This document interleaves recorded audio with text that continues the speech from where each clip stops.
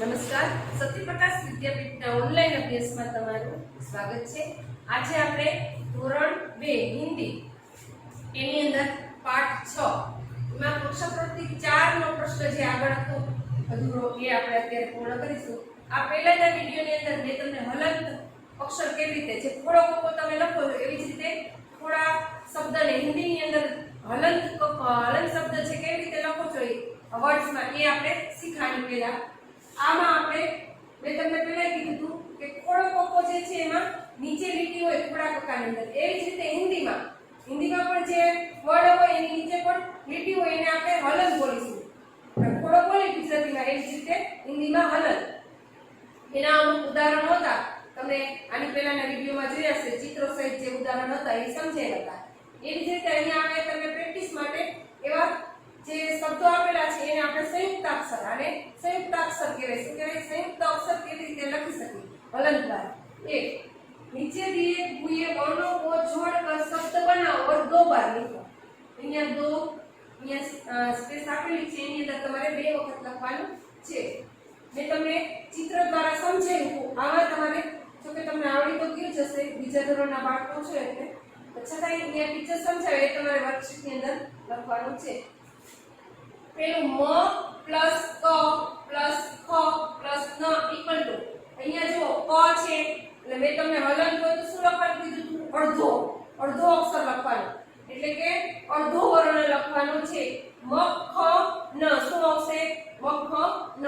તો પહેલા અંદર આપણે અહીંયા લખીશું મ ક અડધો હલન છે એટલા માટે, ત્યાર પછી ખ ન મ ખ ન અહીંયા ટુ ટાઈમ આવું જ પાછું અહીંયા લખવાનું છે મ ખ ન।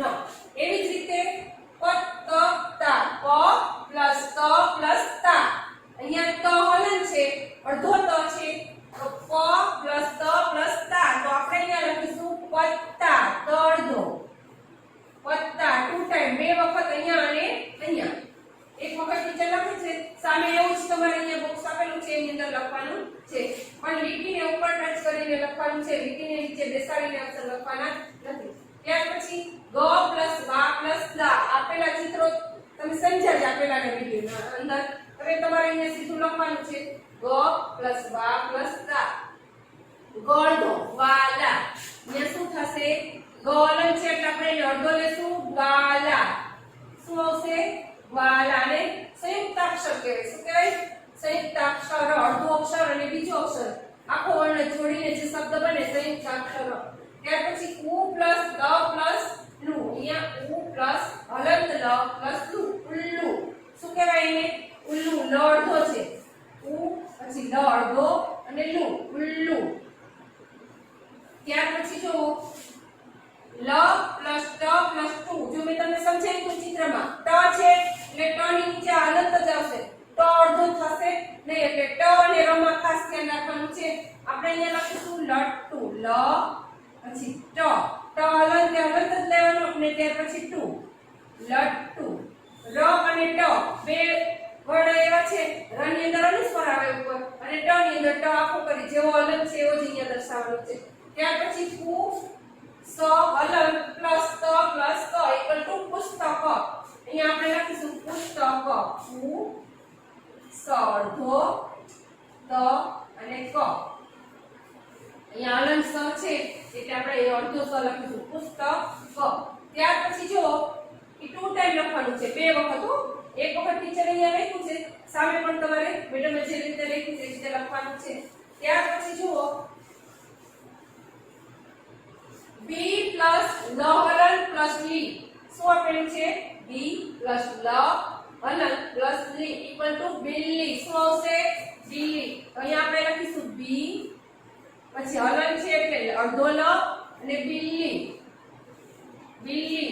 ત્યાર પછી જો પ પ્લસ યા પ્લસ યલા તો પ હલન છે તો અહીંયા આપણે પ અડધો લખીશું પ્યાલા અડધો યા અને લા। આવી જ રીતે તમારે ટુ ટાઈમ છે બે અહીંયા અને પાછું એની સામે જ લખવાનું છે બિલ્લી અહીંયા લખવાનું, પ્યાલા છે તો અહીંયા પણ તમારે પ્યાલા લખવાનું છે। ત્યાર પછી મ પ્લસ ચ હલન પ્લસ છ પ્લસ ર ઇક્વલ ટુ મચ્છર એક્ઝામ્પલ માં ઉપર પણ આપેલું હતું, અહીંયા પણ લખી સંયુક્ત અક્ષર મત અને ચ અડધો મચ્છર, બરાબર. ત્યાર પછી જો 10મું ઢ પ્લસ ક પ્લસ ક, અહીંયા હલન ક પ્લસ ક પ્લસ ન, ઢક ન, તો ક અડધો છે, અહીંયા આપણે લખીશું પહેલા ઢ પછી ક અડધો હલન છે એટલા માટે ઢક ન, ત્યાર પછી આખો ક અને ન, ઢક ન. એના પછીનું 11મું જોશું દ પ્લસ ર પ્લસ જી, અહીંયા જો ખાસ ર આવી રીતે છે તો આપણે હલન નહીં લખાય, એમાં અનુસ્વારની જેમ ઉપર અર્ધચંદ્રાકાર બિંદી લખવાની થશે. અહીંયા ર અને તમારે ટ માં ધ્યાન રાખવાનું, અહીંયા દરજી, દ પછી જી છે એની ઉપર આવી રીતે ર નો રેપ કરીશું, દરજી, ર અડધો આવી રીતે લખાય હિન્દીમાં. ત્યાર પછી ગુજરાતીમાં પણ એમ જ હોય, સ પ્લસ ર પ્લસ પ, સર્પ, આમાં પણ એમ જ કરીશું, સ અને પ ઉપર ર અડધો સર્પ. આવી જ રીતે અહીંયા બિલ્લી, પ્યાલા, મચ્છર, ઢક્કન, દરજી અને સર્પ આ રીતે સેમ બાજુમાં જોઈને લખવાનું છે, આમાંથી જોઈને બાજુમાં લખવાનું છે. ત્યાર પછી જો નિબંધ આપેલો છે, શું આપેલું છે? નિબંધ. કયો નિબંધ છે? તોતાનો. તમારે 5 લાઈન પૂરી થાય ત્યાર પછી 1 લાઈન છોડી દેવાની, એવી રીતે 3 વખત લખવાનું છે.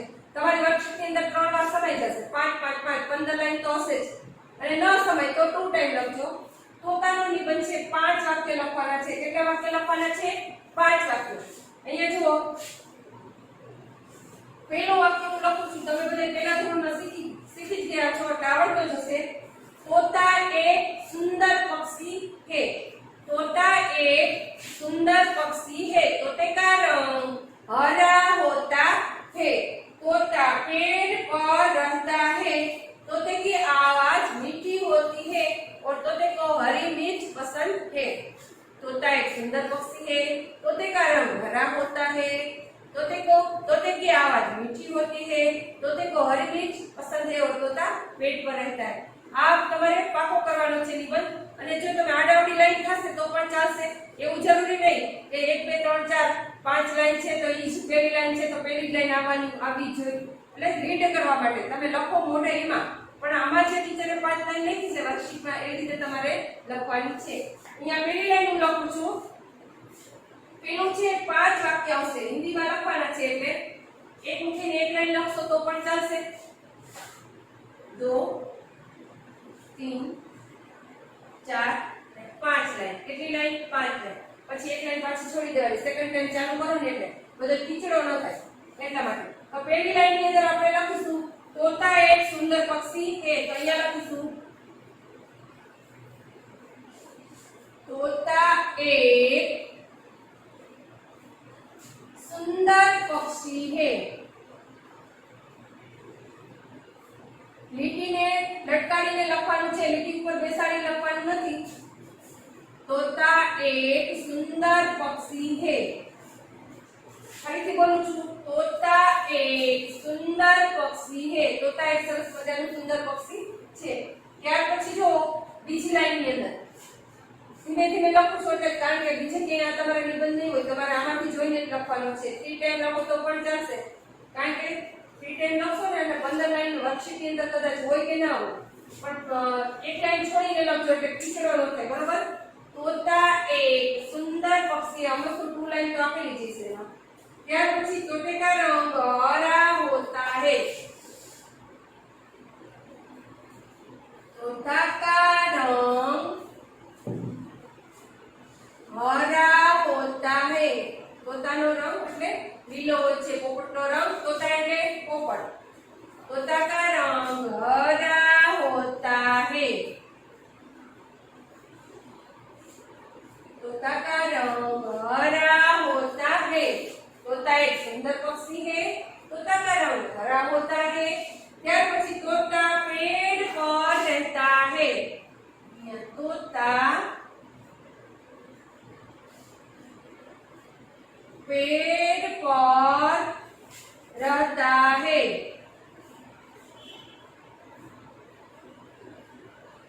रहता है ત્યાર પછી ખડીપાઈ, ખડીપાઈ મેં તમને શીખવું તો અહીંયા બાજુમાં ન હોવું જોઈએ, હોવું થઈ જાય, થોડીક જગ્યા અહીંયા મૂકીને ખડીપાઈ એટલે પૂર્ણ વિરામ. ગુજરાતીમાં તમે જે કહો, ઇંગ્લિશમાં તમે ફૂલ સ્ટોપ કહો, હિન્દીમાં ખડીપાઈ. तोता एक सुंदर पक्षी है. तोता એટલે પોપટ. પોપટ એક સરસ મજાનું સુંદર પક્ષી છે. तोता का रंग हरा होता है. तो પોપટનો રંગ લીલો હોય છે. तोता पेड़ पर रहता है. तो પોપટ ક્યાં રહે છે? ઝાડ પર.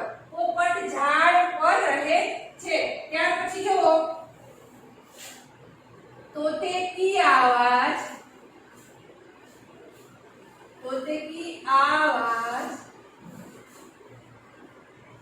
मीठी होती है. कैसी होती है? मीठी होती है. ત્યાર પછી ખડીપાઈ.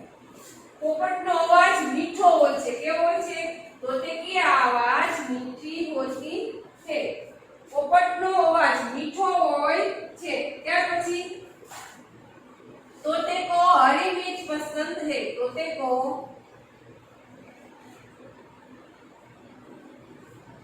हरी मिर्च केवी? तोते को हरी मिर्च पसंद है.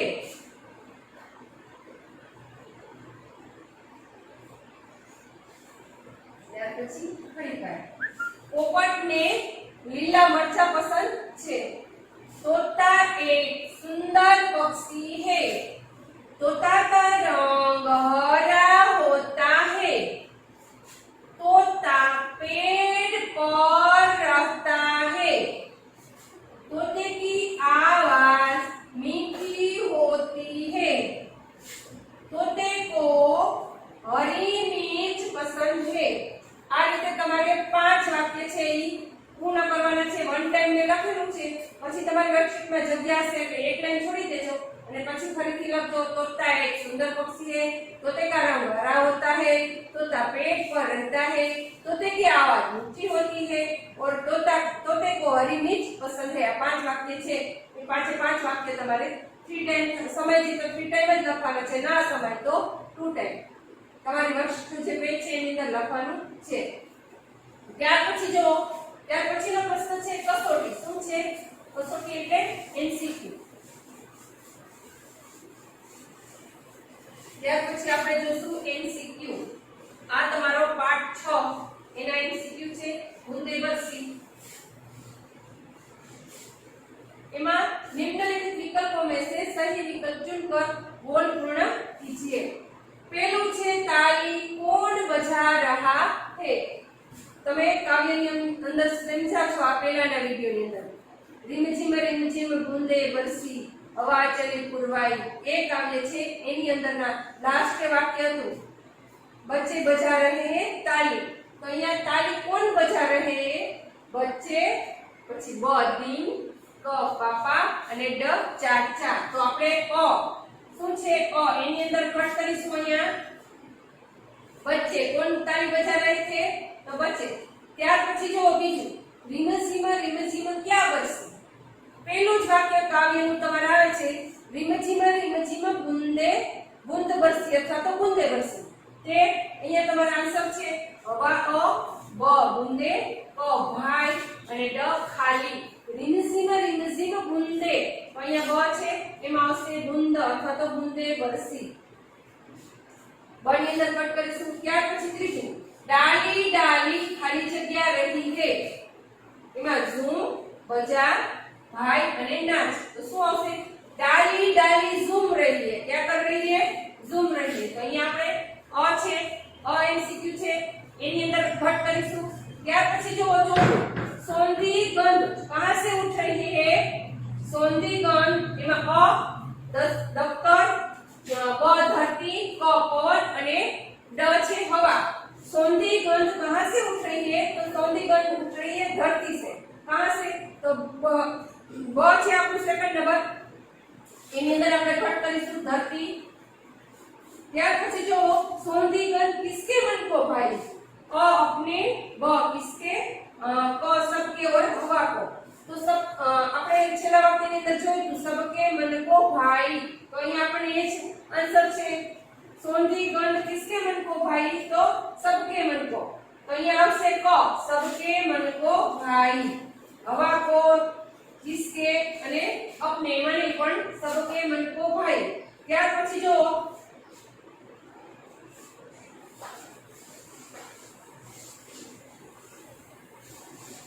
ત્યાર પછી છઠ્ઠું છે कैसी पवन चली भाई मतवाली ताली અને ઝૂમ અ ભાઈ બ मतवाली ક તાલી અને ડ ઝૂમ તો આપણે એવું કીધું છે कैसी पवन હવા ચલી તો मतवाली કેવી અહીંયા આપણે બ છે मतवाली कैसी हवा चली मतवाली सातवां बच्चे क्या बजा रहे हैं पांचवां आयु उमातु कौन ताली बजा रहा है पहला एमसीक्यू में तो बच्चे तो आयु बच्चे क्या बजा रहे हैं तो ताली तो सातवां अ એની અંદર છે आज आंसर આપણો આવશે અ તાલી ત્યાર પછી જો આઠમું कौन नाच रही है हवा पवन ब क कलिया અને ડ ભાઈ उमायु तो डाली डाली झूम रही है तो आमा कलिया नाच कौन रही है कलिया नाच रही है तो અહીંયા શું આવશે ક